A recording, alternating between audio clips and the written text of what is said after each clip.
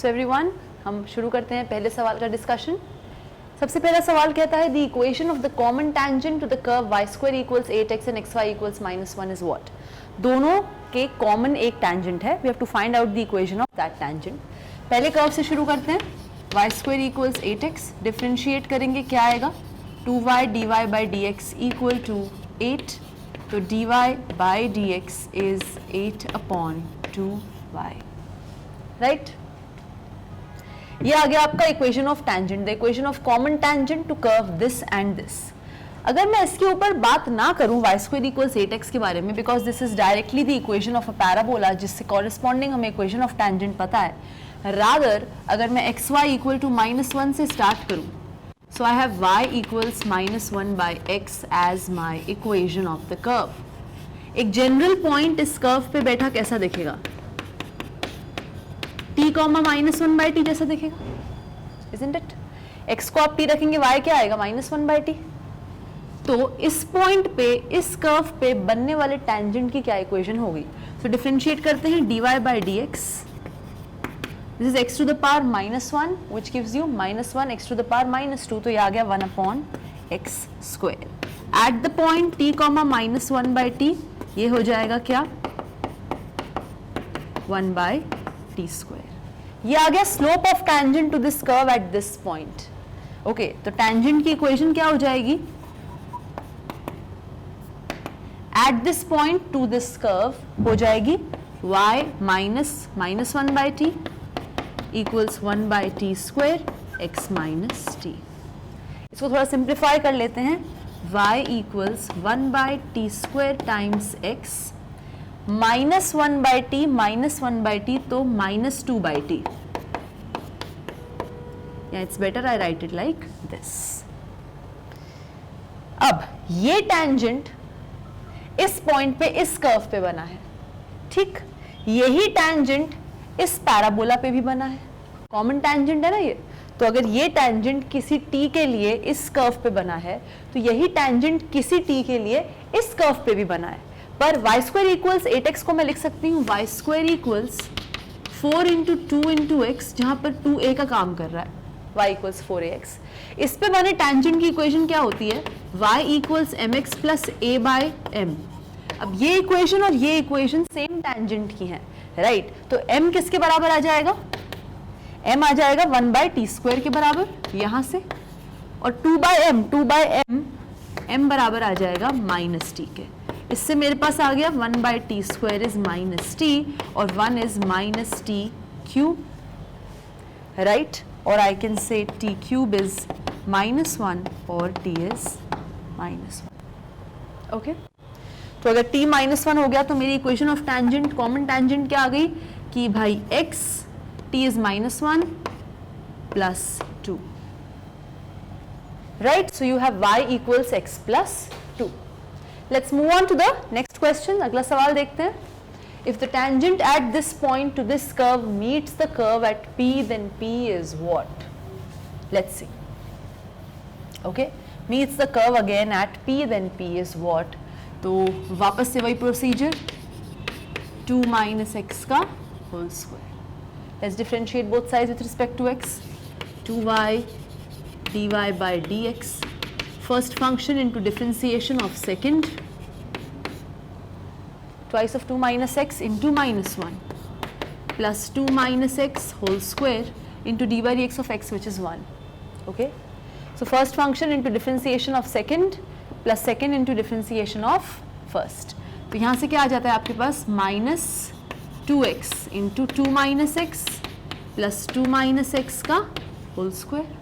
तो एक 2 minus x बाहर निकल के आएगा, यहाँ बचा -2x प्लस 2 minus x, तो यहाँ आया 2 minus x और यहाँ पे 2 minus 3x। कूल, ये क्या आया मेरा, let me right here dy by dx आ गया this upon 2y। Eight the point 1, ये किसके बराबर होगा, 2 minus 1 is 1 and 2 minus 3 is -1, so you have -1 into 1 is -1 upon 2 into 1 is 2. So eight the point 1,1 इस कर्व पे जो tangent बना है उसका स्लोप है -1/2, राइट? तो उसकी इक्वेशन क्या आ जाएगी? If the tangent at this point on this curve, so you have y minus y1 equals m into x minus x1, right? तो y की वैल्यू निकालते हैं, y आएगी -x/2 plus 1/2 plus 1, that means yi minus x/2 plus 3/2. This is -x/2 plus 1/2 plus 1. This gives you 2 plus 1 3/2. अब y ये आ चुका है, right? वापस से रख देंगे यहाँ पे, तो मेरे पास आएगा -x/2 plus 3/2 का whole square is equal to x इंटू 2 minus x का होल स्क्वायर, राइट? इसको जब हम रिजॉल्व करेंगे completely in terms of x answer आने वाला है, तो आएगा x minus 1 का whole square 9x minus 4 equal to 0. यहाँ से x की वैल्यू आ जाएगी 9/4, ठीक? जैसे ही x की वैल्यू 9/4 आ गई, आप यहाँ पे रख देंगे और y की वैल्यू निकालेंगे, y की वैल्यू आएगी 3/8, and therefore x comma y is 9/4 comma 3/8. That's how you tackle this question. Is it understood? fx दिया हुआ है, पूछा गया है fx किस इंटरवल पे इंक्रीज करेगा या डिक्रीज करेगा, तो उसका डेरिवेटिव निकालेंगे और उसको ग्रेटर देन 0 लेस देन 0 देखेंगे कि वो कहाँ पर आ रहा है. So let's compute this. fx क्या है? x e to the power x into 1 minus x. x e to the power x into 1 minus x. Let's differentiate it. This is d by dx of fx, जिसको हम f dash x कहते हैं. Let's differentiate. Product rule लगेगा directly. First function into differentiation of second. What is differentiation of e to the power x into 1 minus x? E to the power this into differentiation of x into 1 minus x. What is differentiation of x into 1 minus x? First function into differentiation of second plus second into differentiation of first. This is minus x plus 1 minus x. So 1 minus 2x. Right? So what is it that you have? First function into differentiation of second हो गया, plus second into differentiation of first. तो यहाँ से आपके पास आ गया x e to the power x into 1 minus x. Let me rub this x. यहाँ आ जाएगा x into 1 minus 2x plus e to the power x into 1 minus x. Obviously e to the power x into 1 minus x निकला common. अंदर बचा x minus 2x square plus 1. e to the power x into 1 minus x. Minus sign बाहर निकाल लो, अंदर बचेगा 2x square minus x minus 1. This is minus e to the power x into 1 minus x, 2x square. This is minus 2x plus x minus 1. तो यहाँ क्या आएगा? 2x x minus 1 plus 1 x minus 1. इतने portion को solve किया तो ये आया. तो इवेंचुअली मेरे पास आ रहा है minus e to the power x into 1 minus x, 2x plus 1 into x minus 1. तो आप क्लियरली देख सकते हैं e की पावर x इंटू 1 माइनस एक्स हमेशा पॉजिटिव है. Exponential function is always positive, पर नेगेटिव साइन के साथ दिस इज ऑलवेज नेगेटिव. अगर मैं चाहती हूं मेरा f डैश ग्रेटर देन 0 आए, इतनी क्वांटिटी हमेशा नेगेटिव है, तो नेगेटिव को मैं किससे मल्टीप्लाई करूं कि पॉजिटिव आए? नेगेटिव को नेगेटिव क्वांटिटी से मल्टीप्लाई करना पड़ेगा ना. तो मुझे ये ढूंढना है कि कौन से x के लिए इतना पोर्शन नेगेटिव है. ये वही x है जिनके लिए ये पूरा पोर्शन पॉजिटिव है, मतलब f डैश पॉजिटिव है, मतलब f इंक्रीजिंग है. तो मैं फाइंड आउट करूंगी कि किन x के लिए इतना पोर्शन नेगेटिव है. यहाँ से आएगा -1/2 और यहाँ 1, राइट? आपको पता है यहाँ होगा plus minus plus. Okay, so this portion is negative for all x coming from this portion. तो यहाँ से अगर आप x उठाएंगे तो f डैश x पॉजिटिव आएगा. सो f is increasing in -1/2 to 1 interval. So it is increasing here. Is it clear? And therefore all the others are automatically wrong. अगला सवाल मुझे fx दे रहा है, gx दे रहा है, such that minimum of fx is greater than maximum of gx, and the relationship between b and c मुझसे पूछा गया है. Let's try to find out the relationship between b and c. So fx को मैं कैसे लिख सकती हूँ? X square plus 2bx plus B square minus b square plus 2c square, ये हो जाएगा x plus b whole square plus 2c square minus b square. अब मुझे पता है अगर मुझे इसका मिनिमम चाहिए तो मिनिमम ऑफ fx क्या निकल के आएगा, fx की मिनिमम वो क्वांटिटी होगी जो तब आएगी जब ये अपना मिनिमम अटेन करेगा। स्क्वायर फंक्शन मिनिमम होता है जब वो जीरो वैल्यू लेता है, तो जब ये चीज जीरो हो जाएगी मतलब x प्लस बी जीरो हो जाएगा, मतलब x माइनस बी हो जाएगा, तब ये पूरी चीज अपनी बेसिकली मिनिमम ले पाएगी। और आई शुड से या so minimum of fx is this, what will be the minimum when this is zero, तब ये चीज मिनिमम हो पाएगी। So minimum value will be 2c square minus b square which happens when this attains the value zero. Similarly gx अगर मैं लिखूं तो उसको भी मैं मैनिपुलेटेड वर्जन में लिखती हूँ, माइनस कॉमन निकाल लेते हैं, x square plus 2ax, this is not ax this is cx, x square plus 2cx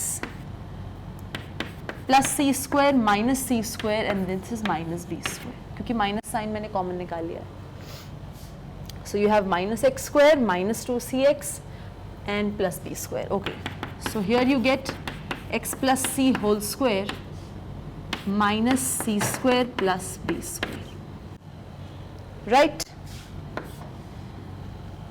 अब बताना है कि ये वैल्यू अपना मैक्सिमम कब लेगी, right, when will it take its maximum.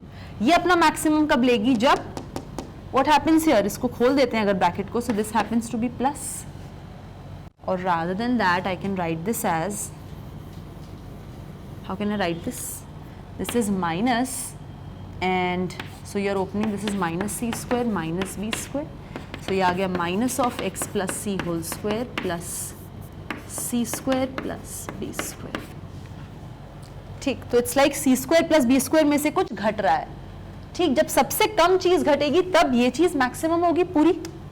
तो सबसे कम क्या घट सकता है, जीरो, क्योंकि square function minimum zero value ले सकता है, राइट।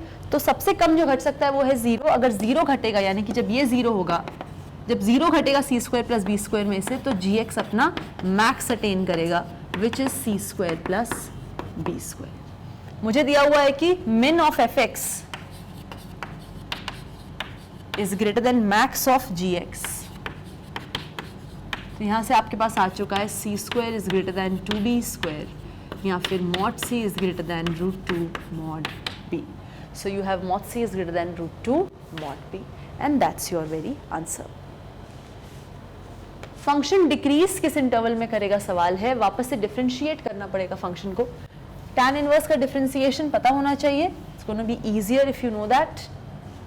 सो एफ डैश एक्स हो जाएगा 1/1 plus X square minus 1 minus E की पावर एक्स, ये हो जाएगा 1/1 plus X square minus 1 minus x square minus E की power x into 1 plus X square, पूरी चीज। This is minus of 1 plus x square, which means minus 1 minus x square. So you get what? Minus x square minus e की power x into 1 plus x square whole upon 1 plus x square. यहाँ से क्या आ जाएगा, minus बाहर आ जाएगा, आपके पास आएगा x square upon 1 plus x square plus e की power x। अब ध्यान से देखो, e की power x हमेशा पॉजिटिव है, एक्स स्क्वायर हमेशा नॉन नेगेटिव है, और 1 प्लस एक्स स्क्वायर हमेशा पॉजिटिव है। इससे मुझे ये समझ आया कि ये पूरी चीज तो भाई हमेशा नॉन नेगेटिव है, लेकिन क्योंकि आगे माइनस साइन है, so this complete thing is negative. That means F dash is through out the real line negative, that means पूरी रियल लाइन पे वो डिक्रीज कर रहा है, कहीं पर भी इंक्रीज नहीं कर रहा है। Let f be a differentiable function with this range, मतलब fx is strictly positive for all x in its domain। gx दिया हुआ है, तब मुझे g और f के इंक्रीजिंग डिक्रीजिंग बिहेवियर के बारे में बताना है। तो यहाँ पे मैं g डैश x निकालती हूँ, आएगा 2fx f dash x plus 3, और I should write here minus 3fx whole square into f dash x plus 4fx whole cube into f dash x, right? अब 4fx f dash x अगर common निकाल लिया जाए तो आएगा 2/4 minus 3/4 fx plus fx whole square. Okay, so this is 4fx f dash x fx whole square minus 3 by 4 fx plus 3 by 8 whole square minus 3 by 8 whole square plus 1 by 2. इतना portion क्या बन जाएगा? fx minus 3 by 8 whole square, and what is this? 1 by 2 minus 9 by 64. So this is 32 minus 9 by 64. It's 23 by 64. अब देखो ध्यान से क्या लिखा है यहाँ पे. सी 4 इज पॉजिटिव, fx की रेंज ये गिवन है, मतलब fx is positive for all x. अगर मैं इसकी बात करूं, this is a non negative function, right? Square function is non negative, and this complete thing also will be what? This is plus actually, 1 by 2 minus I have done, so it is plus 23 by 64. So this complete thing is also positive. यानी कि इस पूरी चीज को अगर कोई चीज positive या नेगेटिव बना सकती है तो वो है f डैश x का साइन. अगर f डैश x का साइन पॉजिटिव है तो ये पूरी चीज पॉजिटिव है, f डैश x नेगेटिव है तो ये पूरी चीज नेगेटिव है. मतलब f dash positive implies g dash positive, f dash negative implies g dash negative, and f dash zero implies g dash zero. यानी कि जहां जहां f इंक्रीज करेगा वहां g इंक्रीज करेगा, जहां पर f डिक्रीज करेगा वहां पर g डिक्रीज करेगा, और जहां f डैश जीरो होगा वहीं g डैश जीरो होगा. मतलब दोनों के क्रिटिकल पॉइंट्स भी सेम होंगे. So that is how they are going to share their increasing decreasing behaviour. Let f be a differentiable function. f of 1 अगर -2 है and f dash x is greater than equal to 2 for all x here, then मुझे fx के बारे में बात करनी है. Clearly मैं यहाँ पे LMVT का यूज करूंगी. एक c एग्जिस्ट करेगा इस इंटरवल में such that f dash c is fb minus fa upon b minus a. तो ये हो जाएगा 5 times f dash c. f of 1 -2 है तो ये हो जाएगा +2. So you get f of 6 is 5 times f dash c -2. पर f dash x is greater than equal to 2 for all x in this interval. c भी तो इसी interval से आ रहा है तो f डैश c भी ग्रेटर देन इक्वल टू 2 होगा. तो ये हो जाएगा greater than equal to 5 into 2 minus 2, 10 minus 2 which is 8. So f of 6 is greater than equal to 8. अगर कोई चीज 8 से बड़ी है तो 5 से तो ऑब्वियसली बड़ी है. So these two happen to be the correct option. fx given है, gx गिवन है, मुझे बताना है इंक्रीजिंग डिक्रीजिंग बिहेवियर के बारे में of f and g. Let's begin. So you have fx, क्या होगा ये 2 की पावर x इंटू 2 की पावर x दैट इज 2 की पावर 2x, माइनस 2 इंटू 2 की पावर x माइनस 1 इंटू 2 की पावर x, so माइनस 3 इंटू 2 की पावर x plus 2. Let's differentiate. This is 2 की power 2x into log 2 to the base e into 2 minus 3 into 2 की पावर x into log 2 to the base e plus 0.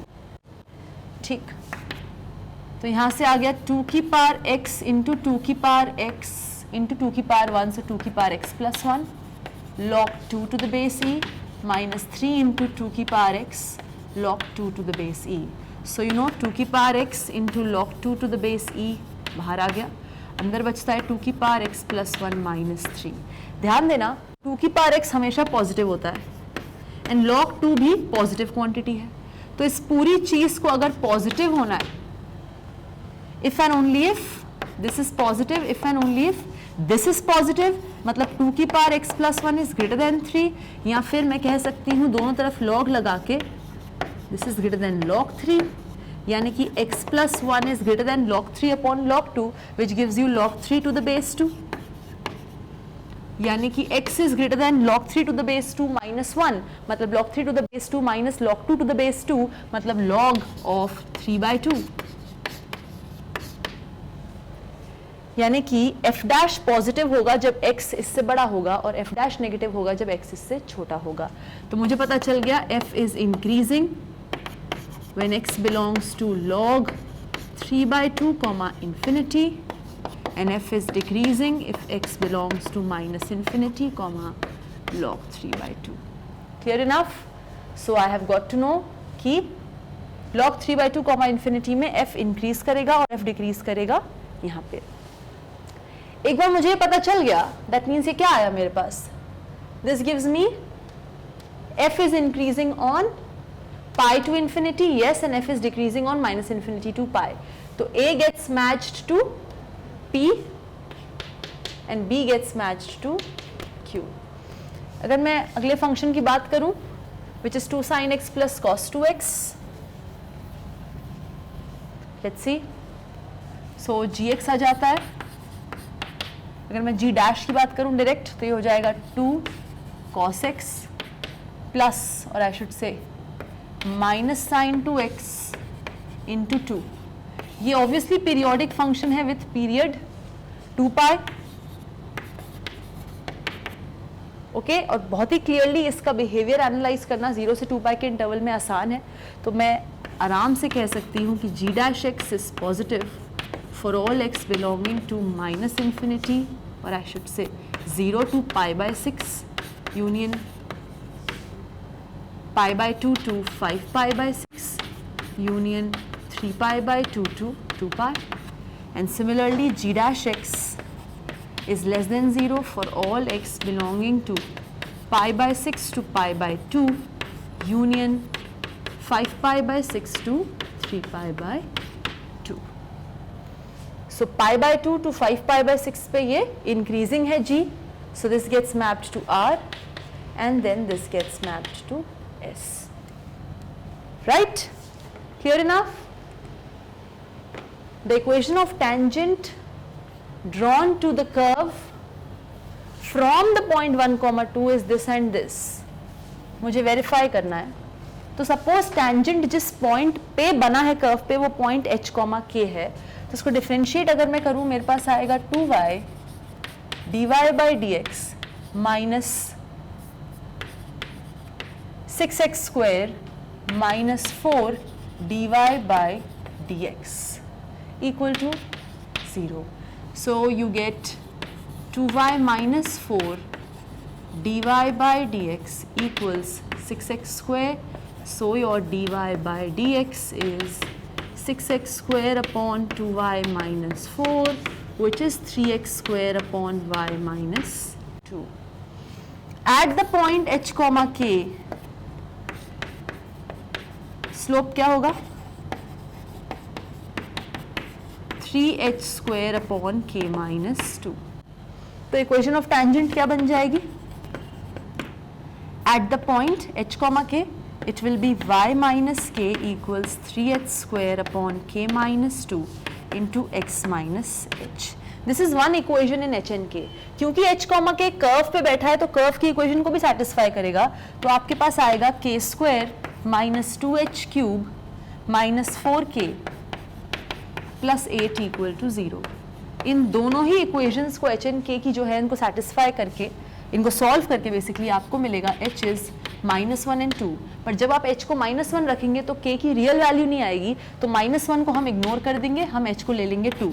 h को 2 लेते ही k की दो values आएंगी 2 प्लस माइनस 2√3, यानी कि पॉइंट 1, 2 से इस कर्व पे दो टेंजेंट्स बन रहे हैं। एक पॉइंट ऑफ टेंजेंसी है 2, 2 प्लस 2√3 और दूसरी पॉइंट ऑफ टेंजेंसी है 2, 2 minus 2√3।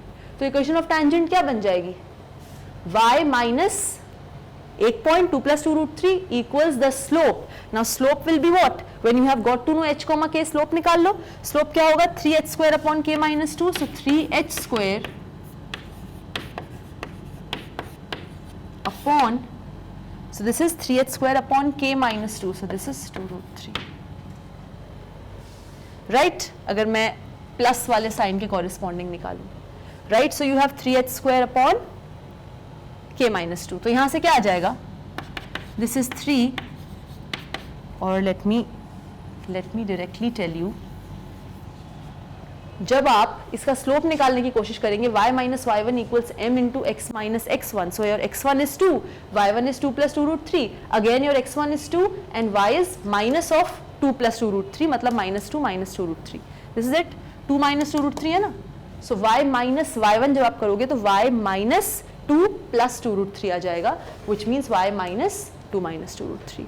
And in that situation आप स्लोप निकालने की कोशिश करेंगे, एक केस में आएगा 2 रूट 3, एक केस में आएगा माइनस 2 रूट 3, क्योंकि आप h की जगह डाल देंगे एक बार 2 और k की जगह 2 प्लस 2 रूट 3 और फिर h की जगह 2 और k की जगह 2 माइनस 2 रूट 3। आप देख सकते हैं कि 3 into H square upon k minus 2 तो आएगा 2 root 3।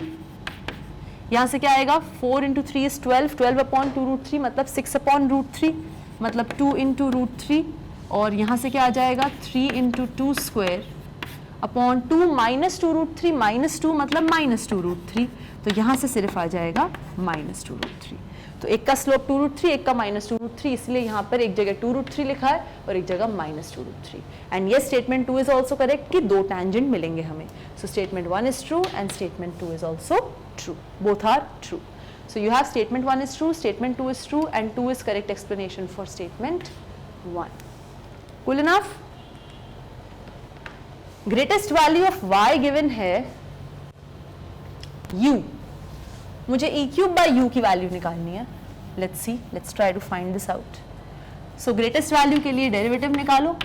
It is second function into differentiation of first minus first into differentiation of second whole upon second whole square.